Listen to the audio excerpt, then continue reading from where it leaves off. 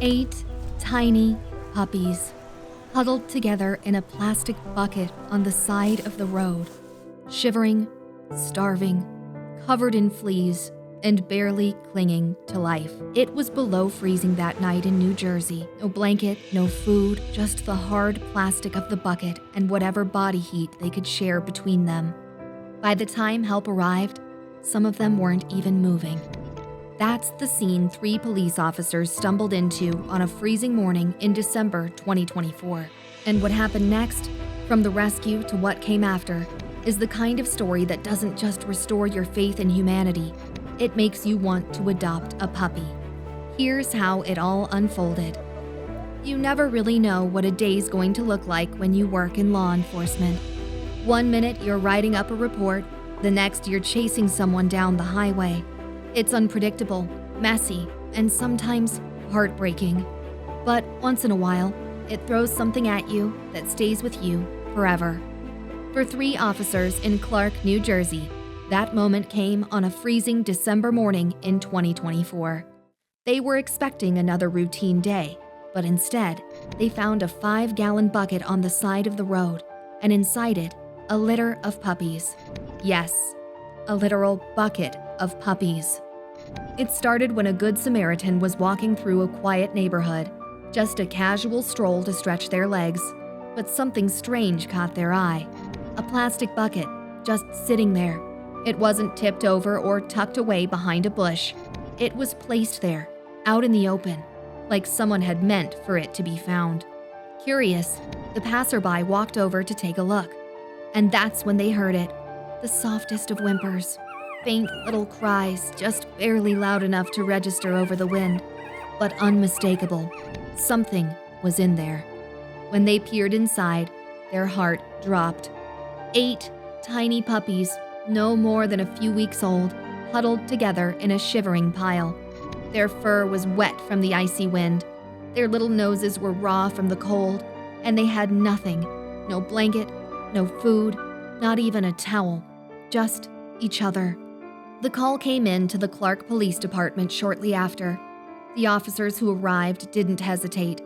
These animals needed help, fast. Temperatures the night before had plunged below freezing, and the pups were clearly in rough shape. The officers gathered them up gently, wrapping them in whatever they had, jackets, gloves, even spare t-shirts from their cars. Some of the puppies were so cold they barely moved. One officer cradled a pup to his chest the whole ride to the animal shelter, just to keep it warm.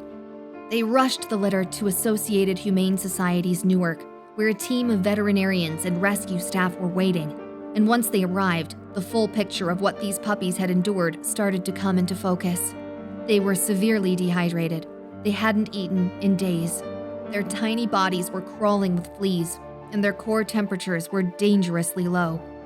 According to the Best Friends Animal Society, they were barely responsive, limp, listless, and holding on by a thread. But there was still hope. Emergency treatment began right away. The vets gave them warm IV fluids, heated blankets, and flea baths. They set up heat lamps and soft bedding.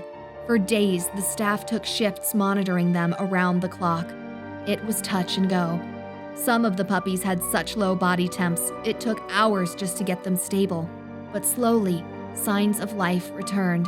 Their ears perked up and their eyes brightened. One of them even let out a bark that was more squeak than anything else.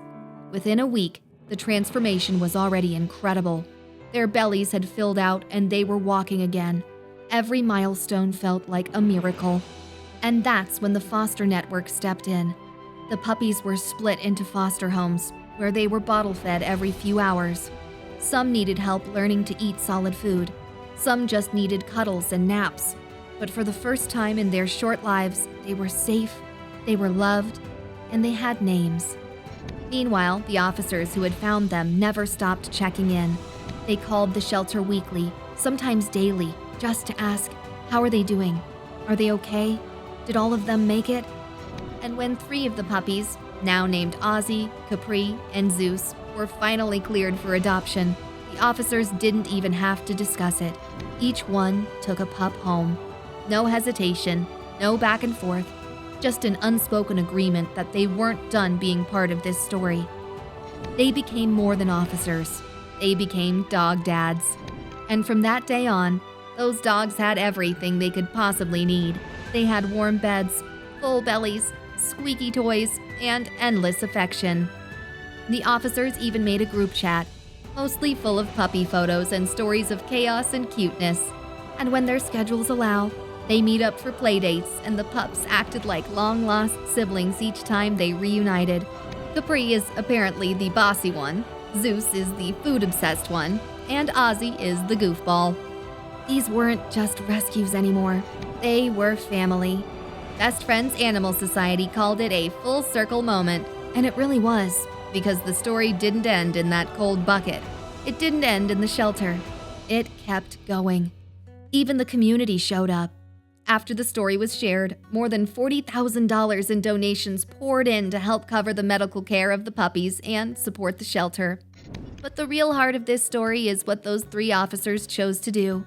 They didn't just drop the puppies off and move on. They kept showing up. They stayed involved. And when the time came, they opened their homes and their hearts without a second thought. In law enforcement, you're trained to run toward emergencies, to keep your cool, to do your duty. But this was something different. This was about compassion, about doing the right thing even when nobody's watching, about being the kind of person and the kind of officer who makes the world a little better just by caring. And for Ozzy, Capri, and Zeus, that made all the difference. They'll never remember the bucket. They'll never know how close they came to not making it. But they'll know they're loved. They'll know they're safe. And they'll spend the rest of their lives being exactly what they were always meant to be, somebody's dog.